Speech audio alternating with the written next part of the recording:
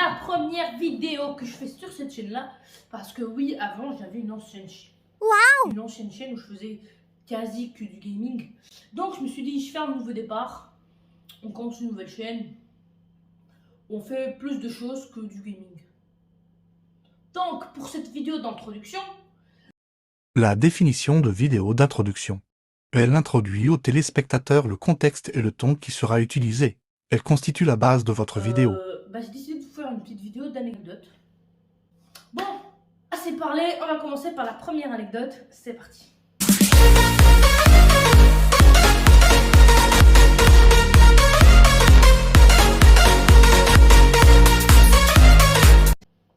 Bon, pour cette première anecdote, j'avais 6 ans du coup.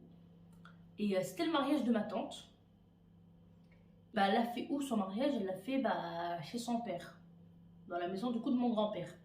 Mais je vais vous faire une petite explication pour l'anecdote. Bah, en gros, il y a mon premier grand-père, ma deuxième grand-mère. Et bah, du coup, j'ai deux grands-parents. Ma grand-mère et mon grand-père. Mes premiers grands-pères et ma grand-mère du coup. Attendez, il y a le schéma là sur l'écran. Bah, en fait, ils ont eu des enfants, c'est logique. Bah, du coup, il y a ma mère et ma tante. Enfin, il y a plus d'enfants, mais je vais pas tout les citer. Et du coup, bah, il y a mes autres grands-parents. Aussi, ils ont eu des enfants. Mais bref, ça n'a aucun rapport. Et du coup, il y a ma grande cousine.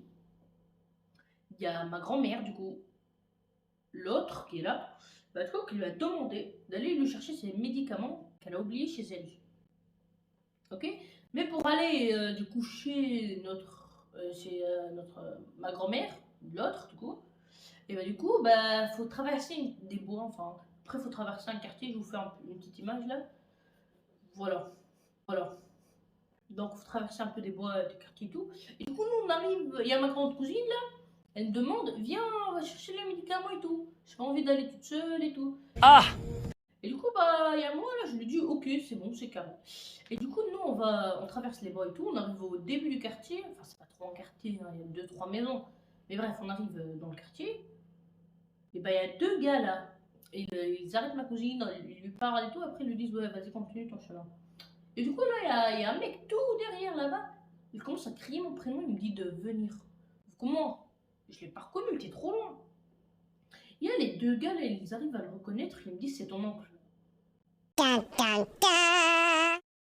Mon oncle, le frère de ma tante. Ok? Du coup, ils disent, c'est ton oncle et tout. C'est bon, on hurle, va. Et moi, du coup, je suis allée.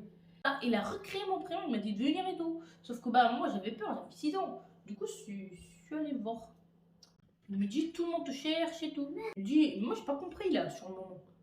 Et pourquoi il me cherche et tout. Et la cousine continue et tout. Mais lui, il me ramène à la maison de mon grand-père. Sauf que moi là, je suis arrivée là et je vois ma mère pleurer. Ah! Il me dit, je croyais qu'on t'avait volé. Elle m'a mis une patate. Mais les gars, à un moment, j'avais 6 ans, je savais pas que... mais en plus, le pire, c'est que du coup, là-bas, là où vit ma grand-mère et mon grand-père, il n'y a rien. Il y a juste 2-3 supérettes et une mosquée. C'est tout. Il n'y a pas de flics, il n'y a rien du tout. Les flics, ils sont à 30 minutes de... Bref, voilà pour cette première anecdote.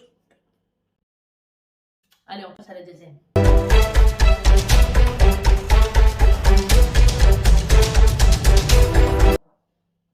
Bon, pour la deuxième anecdote, j'ai envie de dire qu'elle ressemble beaucoup à la première.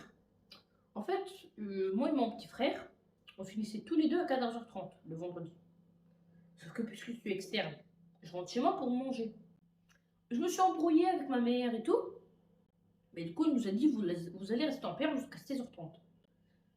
Nous, on n'est pas du genre à rester en perme jusqu'à 16h30 parce que notre mère elle a dit de rester en perme jusqu'à 16h30. On est sortis. Et du coup, on va devant la maison et tout. Donc, il y a moi et mon frère, il me dit, j'ai trouvé dans ma poche 20 centimes. Je me dis, viens, on va acheter des sucettes à 10 centimes au bureau de tabac. Sauf que le bureau de tabac, à pied, 15 minutes. Et le pire, c'est que moi, je suis tellement con. Non, sans blague! J'ai pris le chemin qui était long parce que dans ma tête, quand je me suis imaginé les deux chemins, j'ai imaginé que le chemin qui était plus long, mais il était plus court. C'est bon? Non. pris le chemin le plus long pour l'aller. On a couru et tout, sauf que bah, il était long le chemin. En fait, tu avançais, tu tournais à droite, t'avançais, tu tournais à gauche et t'avançais. C'est bon? Alors que le chemin, tu allais tout droit, tout court. Et... Donc on a perdu notre temps. Et du coup, bah, on est arrivé là-bas, après dans 7 minutes en courant quand même. Et du coup, là, on achète les sucettes et tout. Sauf que nous, on avait peur que notre mère elle sorte pour faire des trucs, je sais pas. Et comme ça, on nous trouve dehors. Et... Bref, on avait trop peur. Et là, il y a du coup, pendant 7 minutes, et là, on a le retour. On retourne 7 minutes encore. Pendant ces 15 minutes, il se passait des dingueries. Wesh, pendant... Hey, quand je me rends compte que c'est pendant 15 minutes.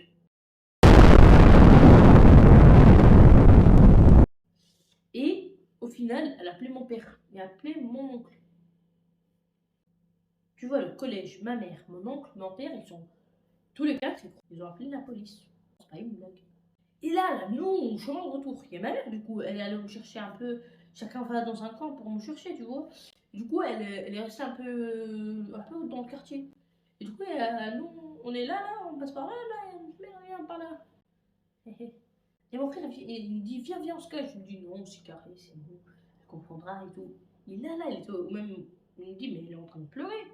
Je dis, non, mais elle est juste au téléphone. Vous l'avez deviné, elle était en train de pleurer.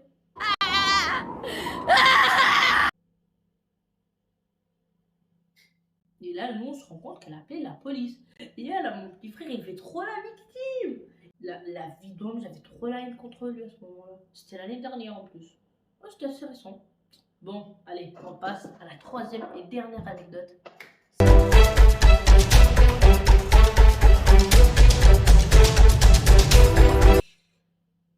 Pour cette anecdote, vraiment, elle est courte.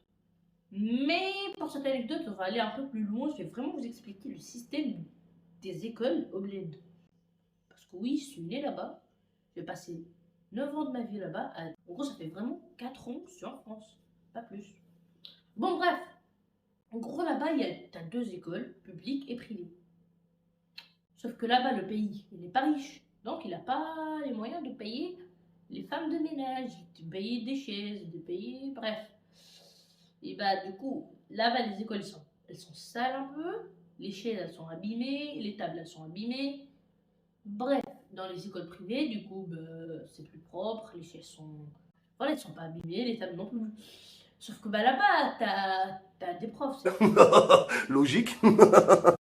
Sauf qu'en primaire, t'as pas un seul prof, comme ici. T'as plein de profs dans chaque matière. Enfin, après, les profs... Non, moi, j'étais en primaire, il y avait... Oui, les gars, on avait vraiment plein de profs. On avait 5 profs quand même, en primaire. Sauf que tu restais dans la même classe, c'est eux qui se déplaçaient. Et bah du coup, les profs là-bas, ils ont le droit de te taper. Non, c'est un blague. Oui, ils ont le droit de te taper. Ensuite, bah, il y avait une prof d'arabe, en fait. En fait, c'était le fils du directeur, il était le fils du propriétaire de l'école. Il était dans ma classe.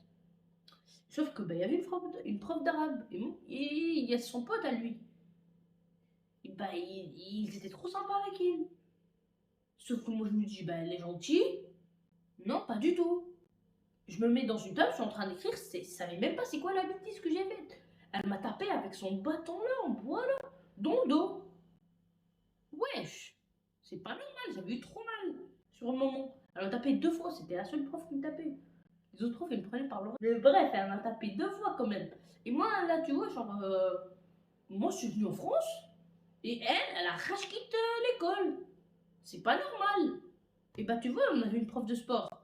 Elle était sexiste, enfin pas trop, mais un peu. En gros, bah, elle était un peu avantagée avec les meufs. Vous comprenez un peu? Genre, on faisait des balles, balles prisonniers là. Du coup, bah, elle faisait genre, il y avait une élève absente. Bah, elle disait, ouais, moi je suis avec les meufs, parce qu'on faisait tout le temps gay contre meufs, pour les balles prisonniers. Et madame, vous êtes plus forte que nous tous réunis. Madame, c'est pas normal. T'avais 7 ans, tu jouais à la balle prisonnier, tu jouais contre le prof, enfin la prof.